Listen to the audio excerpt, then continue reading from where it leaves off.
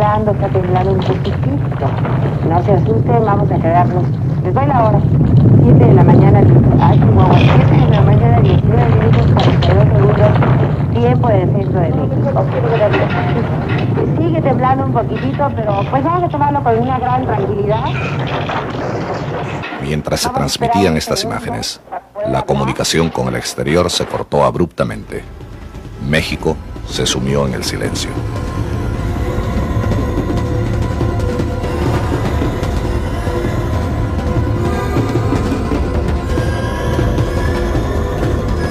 Minutos después, miles de personas yacían muertas o atrapadas entre las ruinas de viviendas multifamiliares, inmuebles comerciales, hospitales y otros edificios públicos.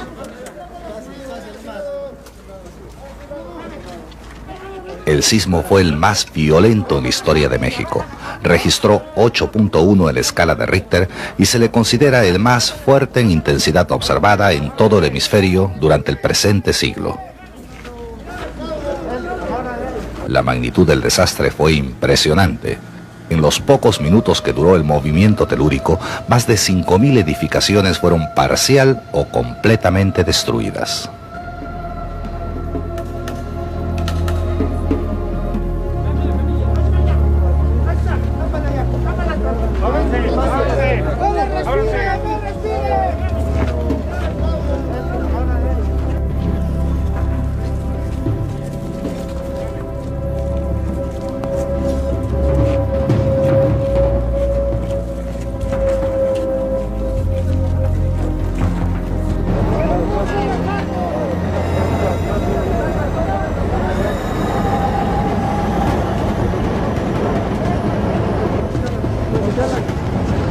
Vamos a la cabeza, aquí arriba.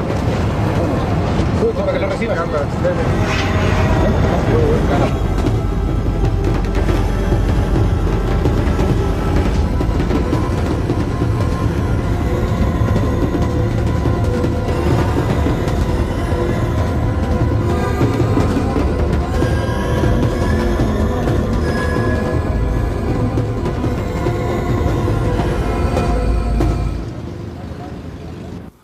Inmediatamente hubo un gran despliegue de solidaridad.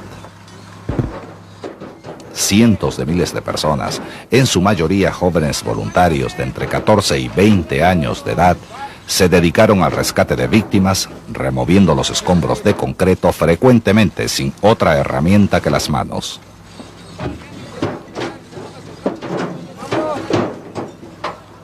Se rescataron gran cantidad de personas que sobrevivieron a pesar de las condiciones tan adversas. Niños y adultos que estoicamente soportaron, algunas veces durante varios días, la falta de alimento, luz, deficiencia de oxígeno y la carencia total de agua.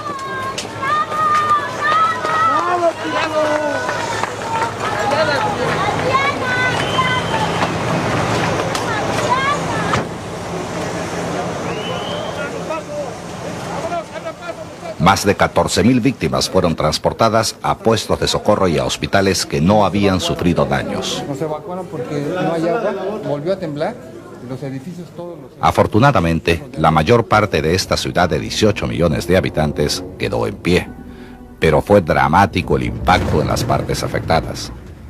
El terremoto causó pérdidas materiales que llevarán años de esfuerzo y millones de dólares en reponer. En el sector salud, 3 grandes instituciones fueron gravemente afectadas: el Centro Médico del Instituto Mexicano del Seguro Social, el Hospital General de la Secretaría de Salud y el Hospital Juárez. Solamente entre estos 3 se perdió la utilización de alrededor de 5.000 camas durante la etapa crítica posterior al terremoto. Los daños sufridos por el servicio telefónico son los más grandes en la historia de las comunicaciones. Fueron cortadas 14.500 líneas locales y los servicios de larga distancia se interrumpieron completamente. El principal medio de comunicación con el exterior fue, durante varias semanas, la red de radioaficionados, cuya actuación fue invalorable. El 20 de septiembre a las 7:40 de la tarde, un segundo terremoto con intensidad de 7.5 en escala de Richter y con el mismo epicentro agravó la situación, causando pánico en la población. En un hospital del Distrito Federal, el personal se encontraba atendiendo a las víctimas del primer terremoto cuando la tierra comenzó a temblar por segunda vez. ¡Está incendiando! Es un foco que está prendido y no pasa nada. Si esto no fuera así, no estaríamos en tranquilidad nada más. Está temblando. No, nomás que guarden orden. Es peligroso tener pacientes en una zona que es eminentemente sísmica, como acaba de suceder. Bueno, el edificio ha resistido extraordinariamente bien, no hay ningún problema, pero estamos causando pánico constantemente a los pacientes. Lo que no queremos es que bajen todos corriendo también, porque no, lo estamos haciendo, hemos pedido que sea con calma todo. Está el ingeniero aquí. Pues yo siento que el edificio está bastante dañado, está fracturado. Tiene bastantes fracturas, así es que no podemos saber si ya no va a temblar, si ya no tiembla. Les comentaba que puede quedarse así, ¿verdad? Sí. Pero puede haber un pequeño temblor y que precipite algún problema. Y que haga que se colapse el edificio. Lo que yo estaba recomendando era una evacuación tranquila, cerrar el hospital y posteriormente, cuando las cosas hayan sumado su causa normal, regresar y evaluar. En este hospital, como en muchos otros, la electricidad se cortó. Aunque se activaron los generadores de emergencia, la energía solo fue suficiente para iluminar el primer piso. Los elevadores, las incubadoras y otro equipo necesario para la atención de los pacientes no funcionó.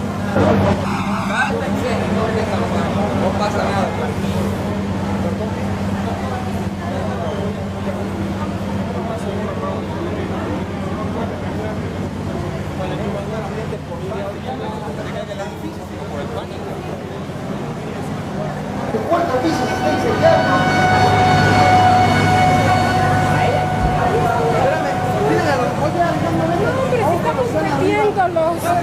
Jálese a los que están allá afuera de voluntarios que nos ayuden. Nosotros vamos al cuarto piso con los que están ahí.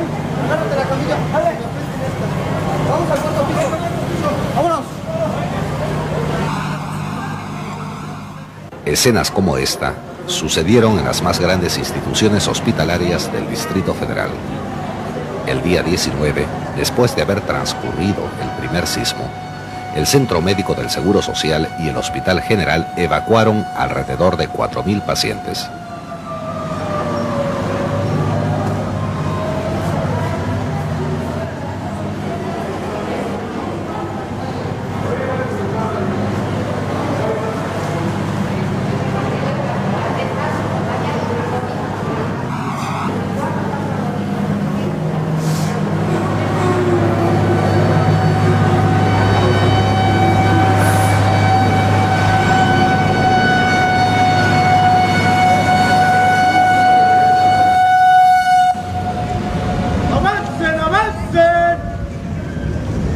Mientras tanto, los habitantes de las zonas afectadas por los sismos abandonaban sus hogares por miedo a que sucedieran nuevos temblores y se ubicaban en parques y lugares abiertos, así como en improvisados albergues.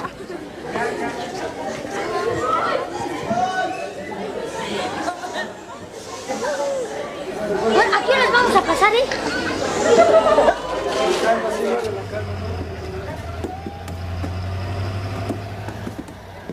En toda la zona del desastre, los trabajos de rescate prosiguieron a través de la noche. Ahí está una más alta. Ahí hay una persona.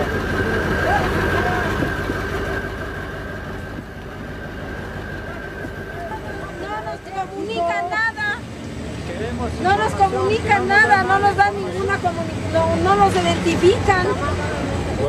Sí, estamos reportando los nombres de las personas que están desaparecidas. Necesitamos saber informe. ¿Mande?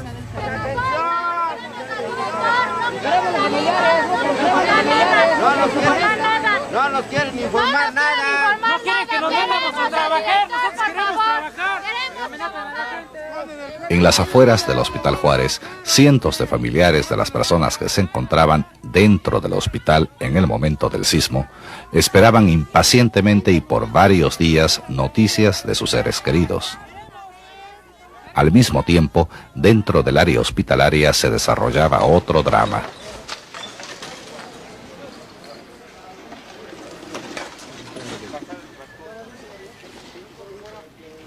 Cientos de rescatistas nacionales e internacionales, médicos, enfermeras, familiares y otros voluntarios trabajaban frenéticamente removiendo escombros con la esperanza de encontrar sobrevivientes entre las ruinas del que fue un activo centro de atención médica.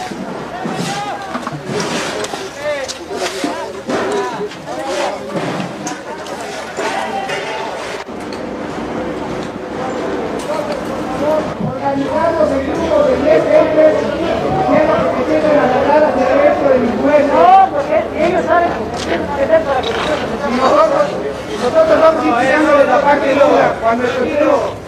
Cuando haga ruido de gente viva, entonces metemos un grupo de franceses. Entonces, vamos quitándoles las cosas que impiden acercarnos hacia la parte interior del edificio. Que asesores ellos. Yo les quiero comentar algo, yo soy ingeniero. Esta cosa no le va a pasar ya nada. Nos tocó el temblor del otro día y no se logra absolutamente. Entonces, pónganle que vamos a hacer huecos hacia adentro. Vamos a buscar a ver si hay gente viva todavía. Entonces, háganle de allá y vamos a volar. Vamos a hacer grupos de 10 gente que se tienen.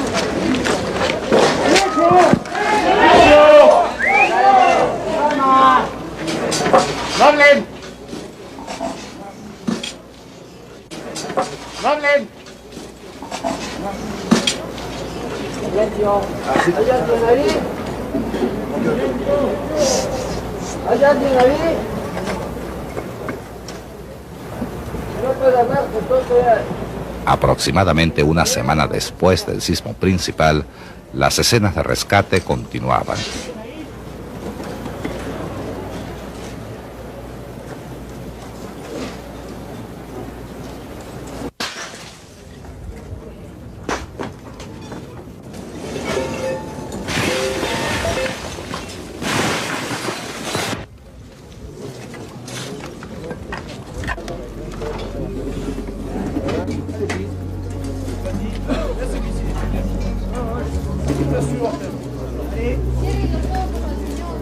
Salud.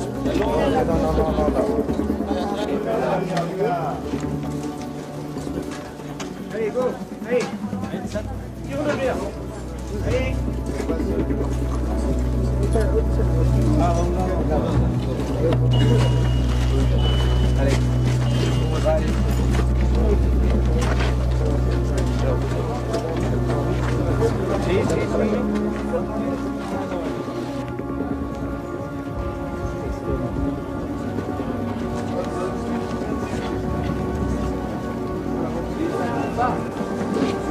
A la brevedad posible está aquí la camisa.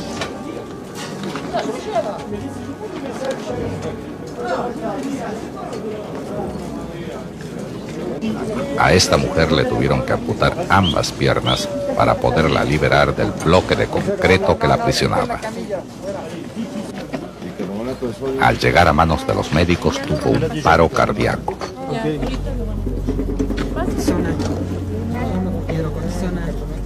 Toma bicarbonato. Un gramo de hidrocortisona. Bicarbonato, pásale. Pásale bicarbonato, sí, porque pásale 5 folletos.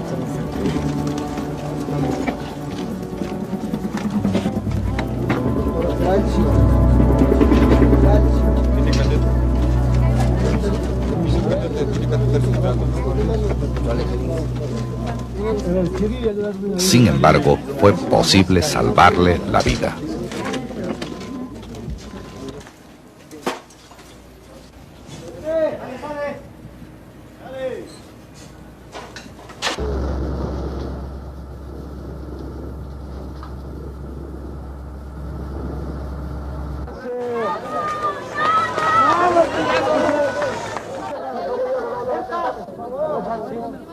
Un poquito más para atrás. Pero no vamos a hacerlo. Qué mi vida, qué. La tragedia humana, así como los insólitos casos de sobrevivencia, conmovieron al mundo entero.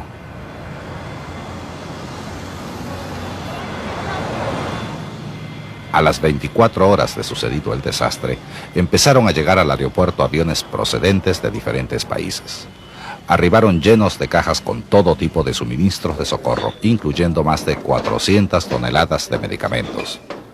Desafortunadamente, hubiera sido mejor que la solidaridad internacional esperase a que se supiera exactamente qué necesidades tenía el país, para que el socorro realmente aliviara la situación, en lugar de aumentar la confusión y el desorden.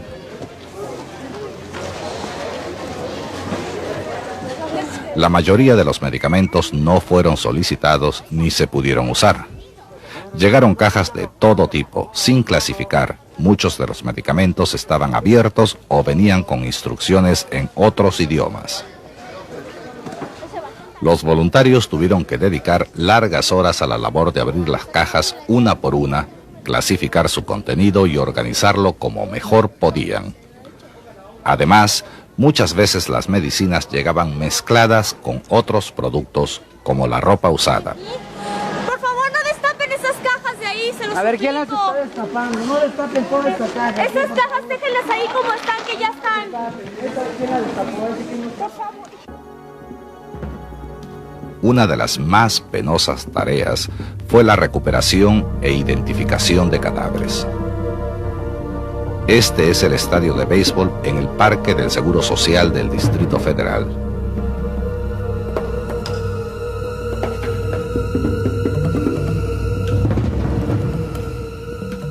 Aquí, la mayor parte de cuerpos fueron concentrados. Se les mantenía con bolsas de hielo por 72 horas, para así dar oportunidad a la gran cantidad de familiares y amigos de reconocer a sus seres queridos. Espérame tantito, cálmate, aguántame tantito. ¿De dónde viene? Chihuahua y Jalapa. Chihuahua, Jalapa. ¿Trae nombre? ¿Este es de los de la escuela? Sí. Mira, vamos a ponerle aquí prepa. 107. Porque andan todos los familiares. Está identificado, aquí Está estamos. identificado, aquí está. A ver, Ah, perfecto. Rodríguez Escobar y también de la señorita Islas también. También la señorita Islas. Muchos de estos cadáveres estaban en estado de descomposición o desfigurados por el impacto, por lo que su identificación era difícil y algunas veces imposible. Esto aumentó la angustia de los que buscaban a sus desaparecidos. Después de 3 días, los que no habían sido reconocidos tuvieron que ser enterrados en fosas comunes, medida necesaria pero poco popular. Además de la ansiedad por tener noticias de las víctimas, la población afectada y muchos socorristas temían que los cadáveres en descomposición pudieran causar epidemias. Este miedo infundado hizo que se tomaran algunas medidas simbólicas para calmar al público. El mismo mito, muy arraigado en todas partes del mundo, dio origen a que se exigieran vacunaciones contra varios tipos de enfermedades. Vacunas que fueron aplicadas por diversos grupos hasta que las autoridades de salud lograron explicar a través de los medios de información que las epidemias no surgen espontáneamente en estos casos y que las vacunaciones masivas representan, en una situación como esta, un desperdicio innecesario de recursos. Uno de los problemas más graves fue el del agua potable.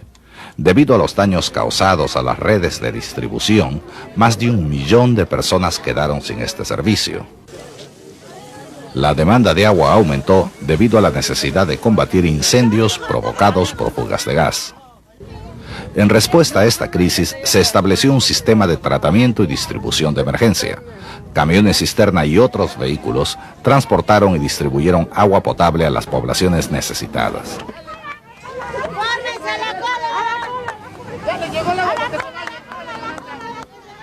Aún así, mientras se reparaban las tuberías, por un lado, algunos impacientes las rompían por otro en su afán de abastecerse. El riesgo potencial de brotes de enfermedades sí aumentó por la crisis del agua que surgió a raíz del terremoto.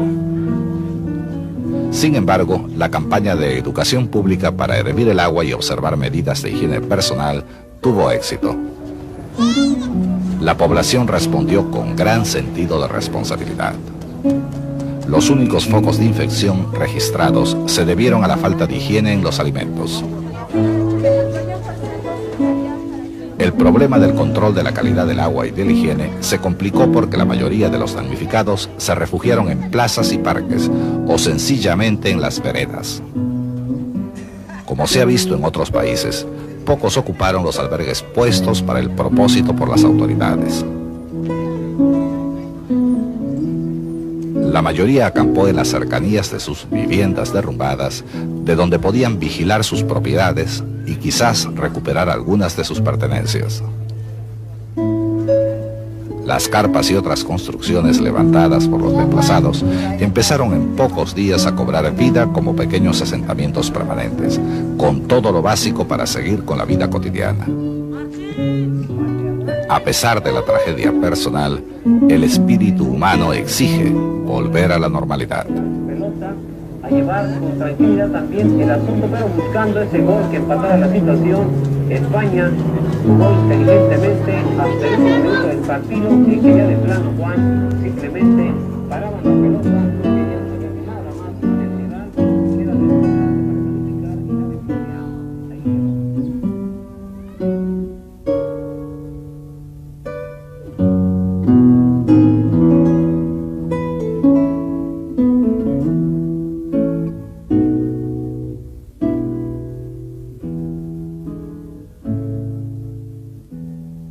Sin embargo, la crisis no había terminado.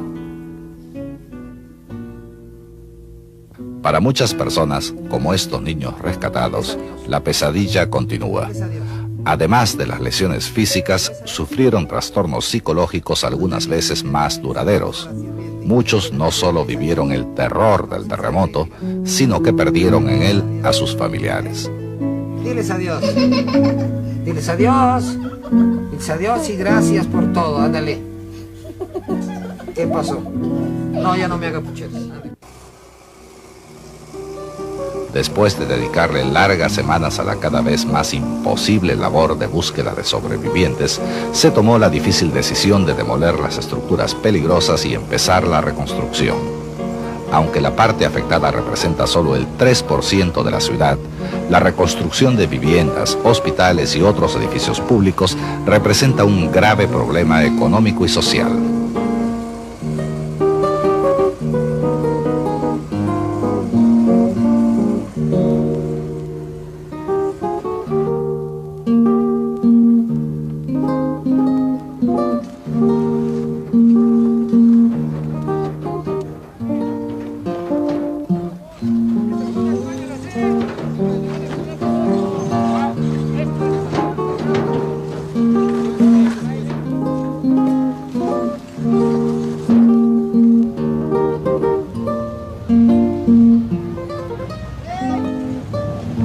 Los mexicanos salimos adelante.